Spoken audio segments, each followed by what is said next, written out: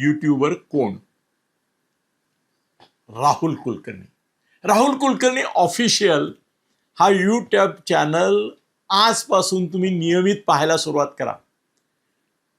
इतका सूक्ष्म अभ्यास, चिकित्सा, चारी बाजूनी जेवढे सोर्स वापरता येतील तेवढे वापरून त्याचं संकलन करून साकल्याने प्रभावी मराठीमध्ये एक खुलासा करावा, एक विश्लेषण करावं या पद्धतीने करणारा दुसरा यूट्यूबरच मराठीत नाही.